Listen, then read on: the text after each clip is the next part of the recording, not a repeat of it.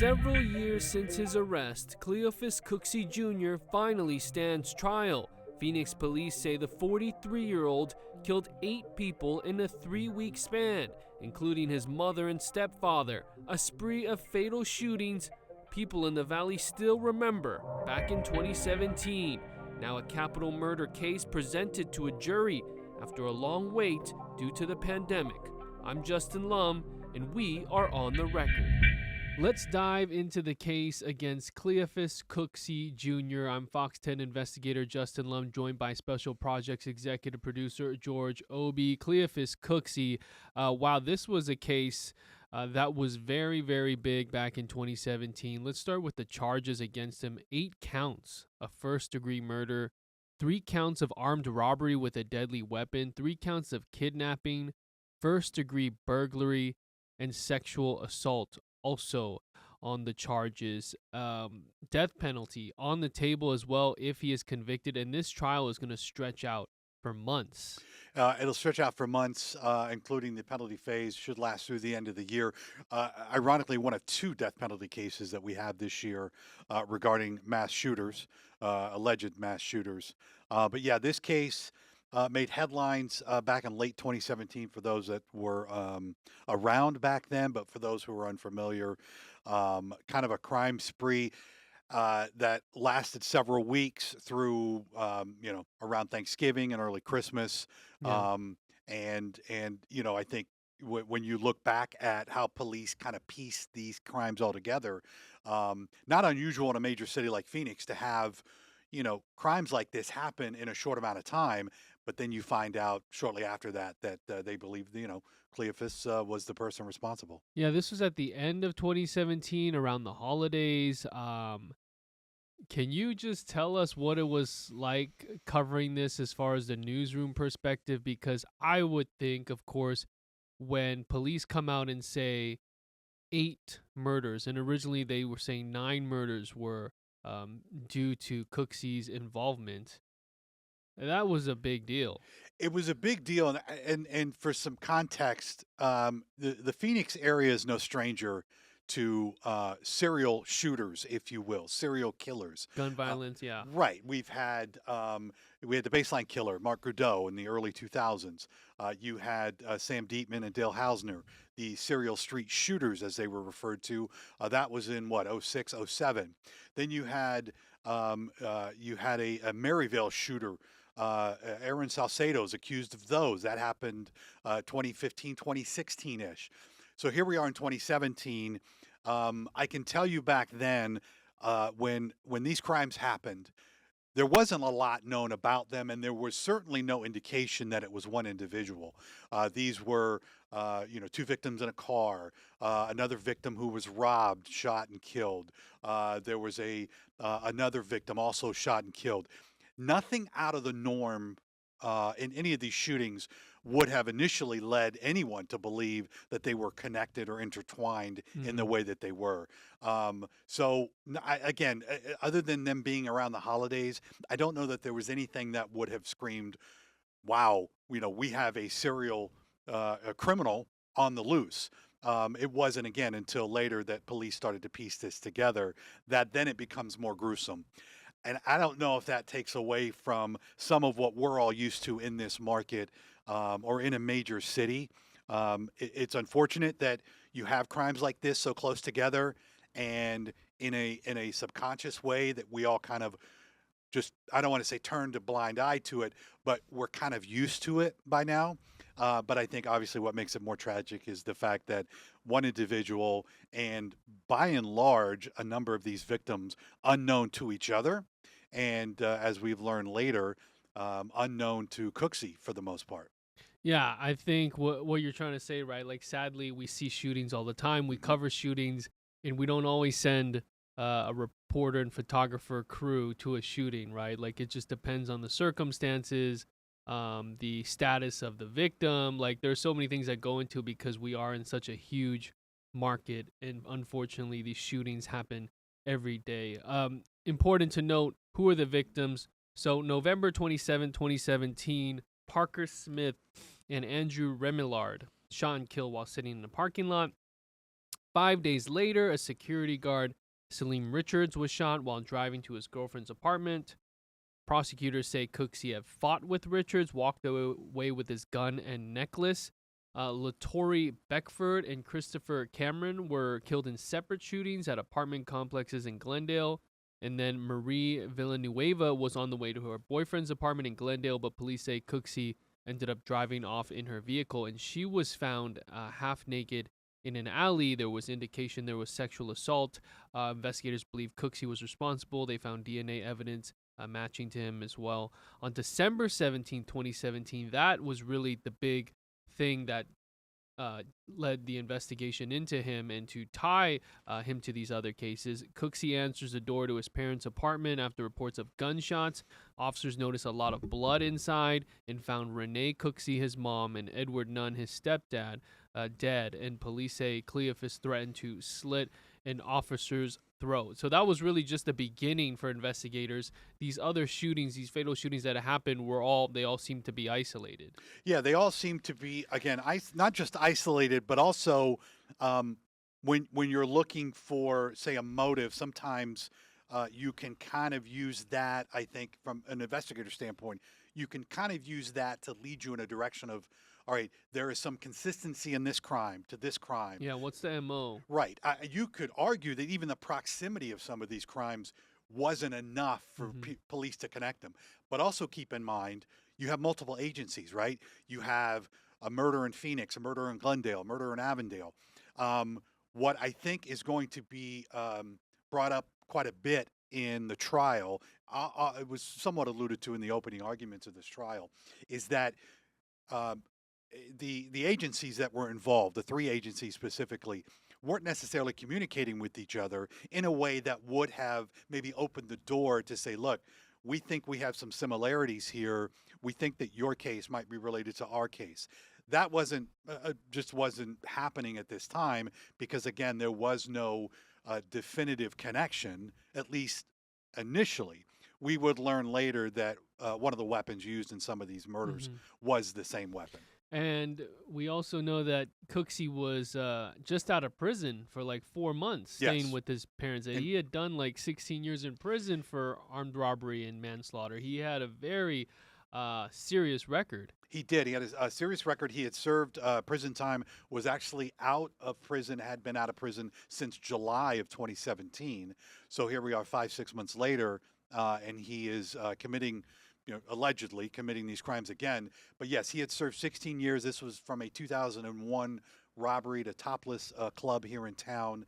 He was basically with a group of people. One of the suspects in that case was murdered. Not murdered, was killed, and then he was charged in relation to that, and then sentenced to prison. And then, like you said, had gotten out. And was only out for a couple months. So this is going to be, as you said, a very long trial, and there are more than 20 jurors, a lot of alternates. So I think that's purposeful because of how long this trial is going to be. Capital case, and if convicted, a penalty phase that could lead to the death penalty. Let's listen to bite one for opening statements. Andrew Remillard, Parker Smith, Salim Richards, Latore Beckford, Christopher Cameron. You're going to hear about a lady named Maria Villanueva, Renee Cooksey, and Edward, or as some folks call him, Ed, Nunn. You're going to hear about these individuals, their lives, and you're also going to learn that all of these individuals here on the screen have something in common. And the thing that they have in common is that they were all vulnerable at the time they were killed. Who pulled the trigger? That's going to be the question in this case. We're not going to contest that 8 people died from gunshot wounds in 2017. But it's the who, the why, and the circumstances regarding each one of those 6 incidents that you learned about. That is going to be the issue in this case. Each of these individuals were vulnerable in their own unique way, as the evidence will show at the time of their killing, their deaths. These 16 charges against Cleo, they're not evidence of anything. He's pled not guilty, which means the state has to prove each and every element of each and every charge beyond reasonable doubt. And that is a very interesting question by the defense attorney for Cooksey, who pulled the trigger. And you have to think both the prosecution and the defense have had so long, 7 years, more than 7 years, to prepare for this trial. I mean, the pandemic played a big part in the delay. Obviously, it's a complex case. You have death penalty on the table. So he has been in jail since 2017. We've covered some of these cases before, so to provide context, just on the death penalty part, prosecutors typically won't even go after the death penalty unless they're pretty confident that they can get a conviction and a death sentence.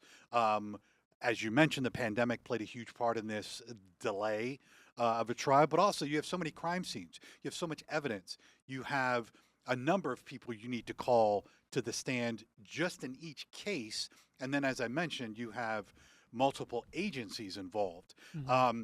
If you were listening to those opening arguments, we should point out that there was one victim in this entire saga that wasn't mentioned in the opening arguments, and that Cookseys not being charged in the death of, and that is Jesus Real, who was the brother of Cookseys' ex-girlfriend at the time. He is not included in this case. We won't go into great detail about why, but that's why you're only seeing 8 victims and not 9. But again, the prosecution made it clear in their opening arguments that how they're going to present the case to the jury is they're going to work backwards. So they have started, if you've been watching the first week or two of this trial, they're starting with the last deaths, and those are of Cookseys' mom and stepdad. That is what they're dealing with first, and then they will work their way backwards. It's going to be interesting to, once they start getting to some of these other quote-unquote random victims and how they tie Cooksey to that. As we know, they have DNA, they have ballistics, and then as it relates to the security guard, Salim Richards, they not only have the weapon that was stolen from him, that was the weapon used in many of the shootings after that, but they also talked about the chain that you alluded to that had been stolen from Salim. That chain, according to the prosecution, Cooksey was seen wearing that chain in a post on social media somewhere, and so that's going to be brought up as well. So these are all part of the prosecution's case, how they're going to connect Cooksey to these murders. Yeah, and we're going to get back to that initial crime scene in a moment, because there's some audio we want you guys to hear, and it's very intense, and it begs the question, what was the mental health and the status of Cooksey, who had just gotten out of prison? Not sure what his issue was with any potential drugs or any addictions, but it really is a no-brainer for prosecutors to seek the death penalty because of aggravating circumstances, the nature and the heinous nature of the crimes, the way people were killed. You have a sexual assault victim who's left in an alley.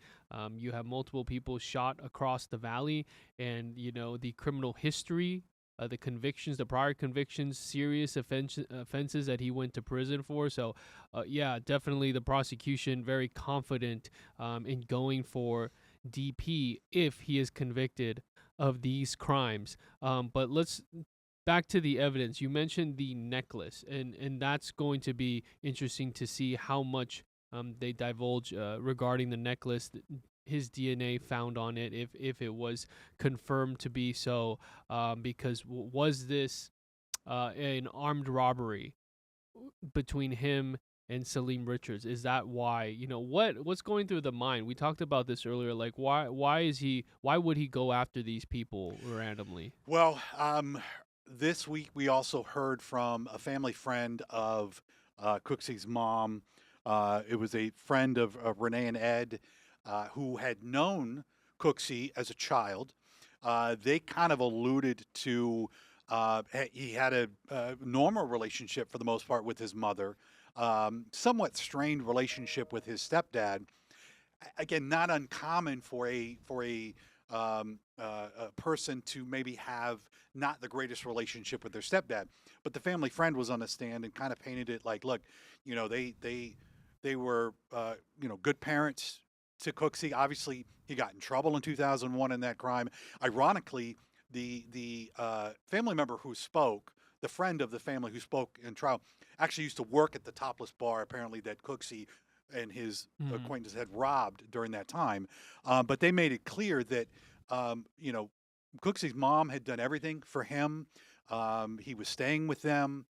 There was maybe some, mom son kind of differences, but nothing, I don't think, that would have led anyone in that inner circle to believe that Cooksey would have gone so far as to kill his mom and stepdad.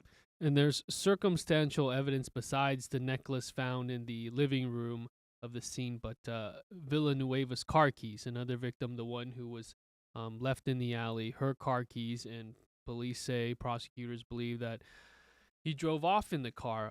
But when he was about to be arrested, after this was all discovered at his mom's house, officer testifies in week 1 of trial about that experience. Remember, no body cameras during this time in 2017 for Phoenix police, but let's listen to bite 2 for this recording.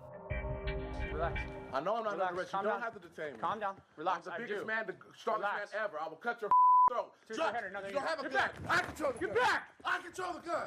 I control the gun. You don't control Ground right now. Get on the ground. You don't control that either. You don't Get control on I control that. Taser deployed. Yeah, interesting. You mentioned this was at the time when Phoenix police were in the early adoption of body cameras. Only a small number of officers had them. They were using them, testing them at the time. This particular officer was the first officer on scene after the 911 call came out about the shooting at the apartment.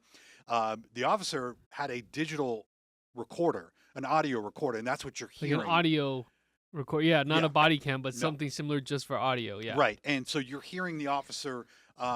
This was the first officer called to the stand early on in the trial. We heard from two, a husband and wife, who were neighbors. They described what they had seen, and then they got into when police first responded. This officer shows up, talks with Cooksey. You hear much of that recording, his interaction with Cooksey. The officer alluded to the court and to the jury that, look, I got the sense that Cooksey was hiding something. Of course, there was blood on the floor. The officer kind of knew he needed to secure the scene. He needed to, as he said, really get Cooksey detained. He wasn't arrested, wasn't trying to arrest him. He was trying to detain him and secure the scene. And then, as you heard, Cooksey had no intention of being detained in any capacity. And so there was a kind of a struggle there. Taser was deployed, and then we would hear later on, Cooksey at that point became very combative and was making some really outlandish statements about working for the government.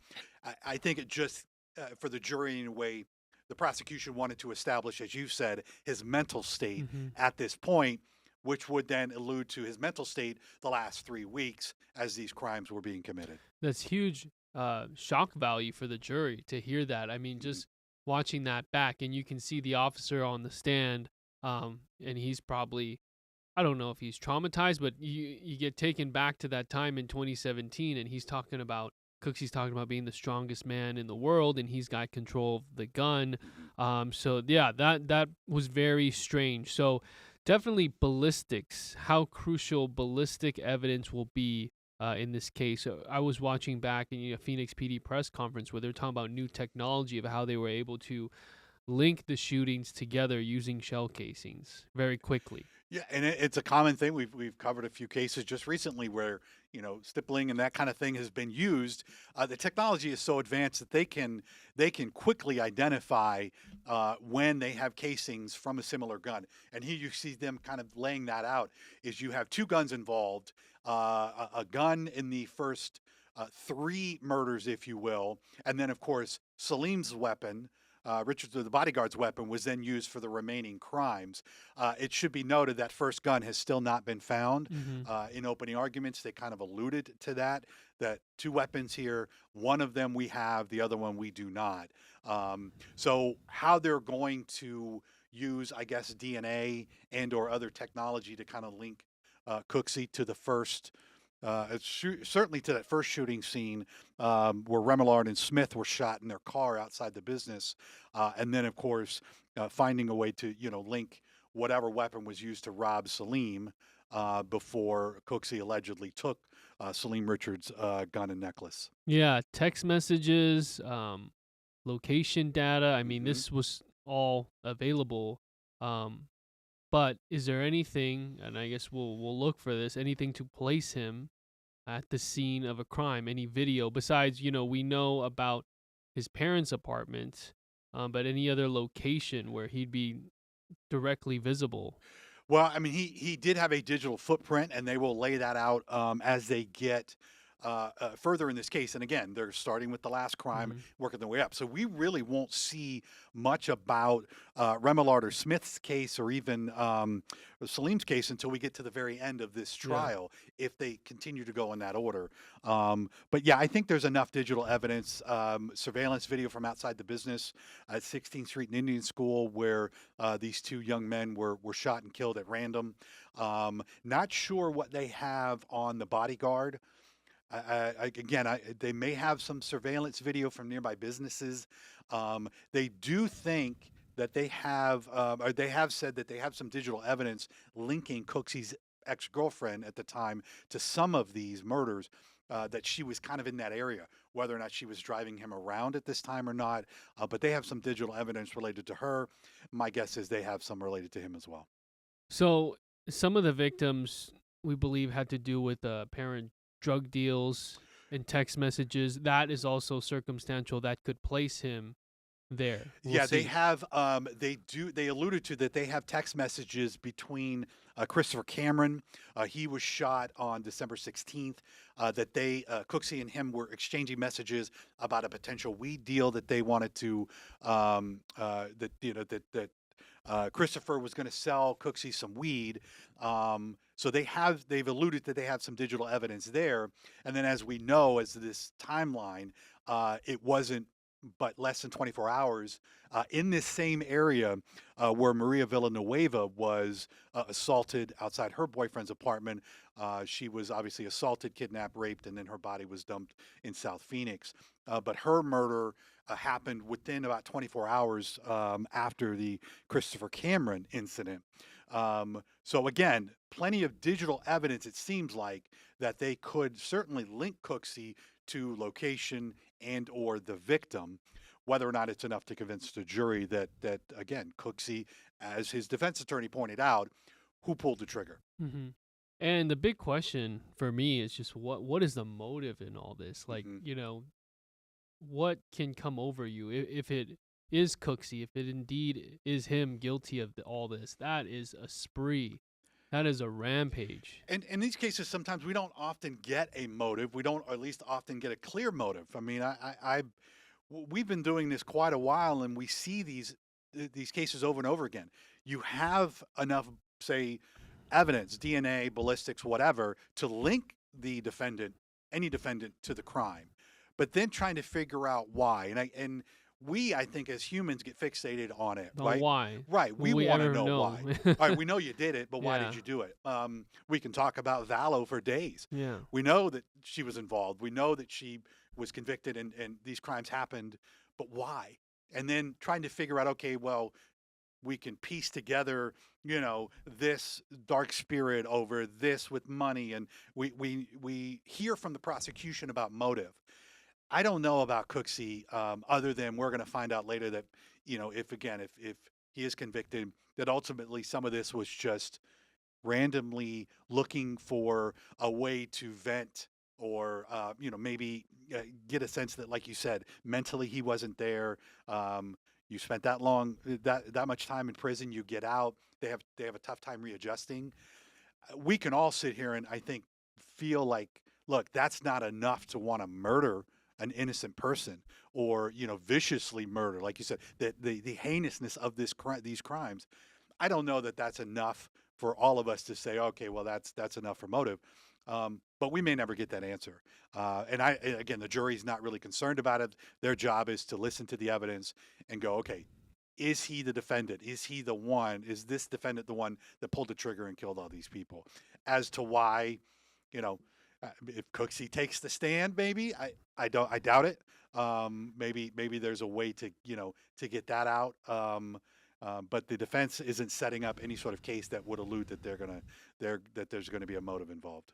You can see why there's so many alternates, because this is going to be a marathon for a jury to hear all this evidence from multiple law enforcement agencies, so many crime scenes that they have to keep up with. Their notebooks are going to be, they're going to go through notebooks, and by the end of this, the exhaustion, and if this is a guilty verdict, then the sentencing phase of it all. I mean, if you're on this jury, you'll get ready for a very grueling marathon. Yeah, and it's not just the amount of evidence; it's the type of evidence. Yeah. I mean, we've already seen some of the images that they're being shown in court are graphic, and they're tough to watch for anybody. Yeah. And then you have to hear from people, related to these victims and the trauma that they've had to endure over the last 7 years. It's emotional. It's going to take an emotional toll on them. And then, of course, who wants to be on a jury where you convict somebody and then you know that you've just convicted them and you're about to sentence them to death? In the jury questionnaire and even in the jury proceedings prior to the start of the trial, that was one of the things the judge emphasized is, look, you guys realize that you're going to ultimately decide whether this person lives and is innocent or is guilty and dies for the crimes they've committed. That is not easy for anybody. That's heavy. Yeah, that is heavy. Real heavy. And we've already seen in this case in the last week, the jury has presented a number of questions to the court. So that gives you an indication that they A, are paying attention, and B, they're taking it seriously because they know what's at stake. And we've seen this in several other trials recently. So it's good that they have these questions and that they're getting these questions answered, because then it shows you they understand the magnitude of what they're deciding. Well, I know this was a long time ago, and I was not here for it. I'm glad that we're able to talk about this, because if you flash back to that time in 2017, I mean, this had to be the lead story on every newscast for weeks as this was all unfolding. I think we get caught up in the now and the new cases and what's high profile and what's more interesting or crazy. But I mean, this is definitely a trial that deserves its coverage, and that can be hard too, because it's such a long trial and so many days of it. But I think it's good that we're diving back into this. So we will be following this for months and keep you updated. Make sure you like, subscribe, and hit the bell for notifications, and we'll see you next time on The Record.